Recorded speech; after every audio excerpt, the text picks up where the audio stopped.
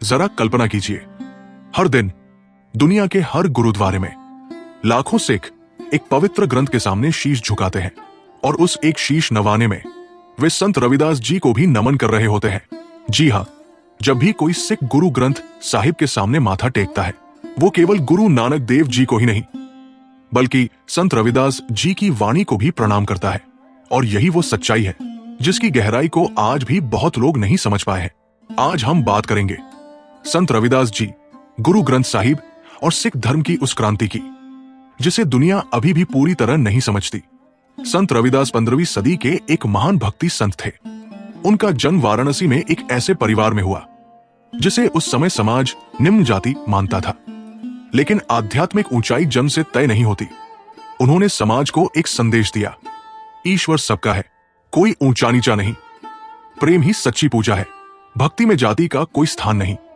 उन्होंने विद्रोह तलवार से नहीं, प्रेम और सत्य से किया। गुरु नानक केवल एक समुदाय के गुरु नहीं थे, उन्होंने घोषणा की, एक ओंकार, ईश्वर एक है। उन्होंने हिंदुओं से संवाद किया, मुसलमानों से संवाद किया, सूफियों से संवाद किया। उन्होंने किसी को अस्वीकार नहीं किया, उन्होंने सत्य को पहचाना जहां भी वो था। यही उनकी महानता थी। जब गुरु अर्जन ने 1604 में गुरु ग्रंथ साहिब का संकलन किया तो उन्होंने केवल सिख गुरुओं की वाणी ही नहीं रखी बल्कि संतों और भक्तों की वाणी भी शामिल की। उनमें शामिल थे संत रविदास जी, कबीर, शेख फरीद।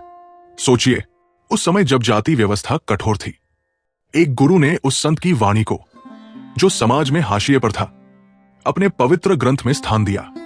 यह केवल सम्मान नहीं था, यह एक आध्यात्मिक क्रांति थी। आज पूरी दुनिया में हर गुरुद्वारे में संत रविदास जी की वाणी का पाठ होता है। सिख रोज उनकी बाणी गाते हैं। जब भी कोई सिख गुरु ग्रंथ साहिब को नमन करता है, वो गुरु नानक देव जी को प्रणाम करता है और उसी के साथ संत रविदास जी की बाणी को भी। यानी गुरु नानक की दृष्टि ने संत रविदास की वाणी को शाश्वत बना दिया।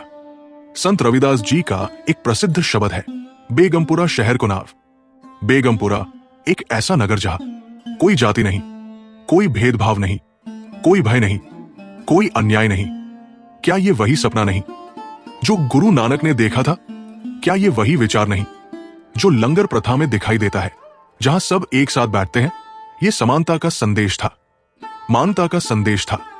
संत रविदास जी ने कभी नहीं कहा कि केवल एक समुदाय ही ईश्वर तक पहुंच सकता है। गुरु नानक देव जी ने भी यही सिखाया। चाहे कोई हिंदू हो, मुस्लिम हो, ईसाई हो, सिख हो या किसी भी पृष्ठभूमि से हो, यदि उसका हृदय सच्चा है, यदि उसमें प्रेम है, यदि उसमें नम्रता है, वो परमात्मा से जुड़ सकता है। संत रविदास जी सिखों के 10 गुरुओं में से नहीं थे, लेकिन उनकी वाणी को गुरु ग्रंथ साहिब में इसलिए स्थान मिला क्योंकि वह दिव्य सत्य से परिपूर्ण थी। सिख परंपरा गुरु नानक से लेकर गुरु गोविंद सिंह तक चली और आज गुरु ग्रंथ साहिब ही सिखों के शाश्वत गुरु है। और उस गुरु में संत रविदास जी की वाणी जीवित है। आज भी समाज में जातिगत भेदभाव, धार्मिक विभाजन, अहंकार, पहचान की राजनीति मौजूद है, लेकिन 500 साल पहले एक ग्रंथ ने यह घोषित कर दिया था, सत्य जन्म से नहीं आता, सत्य आत्मा से आता है। यही सिख धर्म की अनोखी पहचान है। गुरु नानक ने दीवारें नहीं बनाई, उन्होंने पुल बनाए। उन्होंने कहा, ईश्वर एक है और सब में वही प्रकाश है। और इसी कारण आज दुनिया भर के सिख संत रविदास जी की वाणी का आदर करते हैं। कल्पना कीजिए एक ऐसी दुनिया की जहां किसी से उसका धर्म नहीं पूछा जाता बल्कि उसका दिल देखा जाता है, जहां ज्ञान जाति से बड़ा हो और प्रेम पहचान से बड़ा हो। वो सपना बेगमपुरा था, वो दृष्टि गुरु नानक की थी और वही संदेश सिख धर्म का है।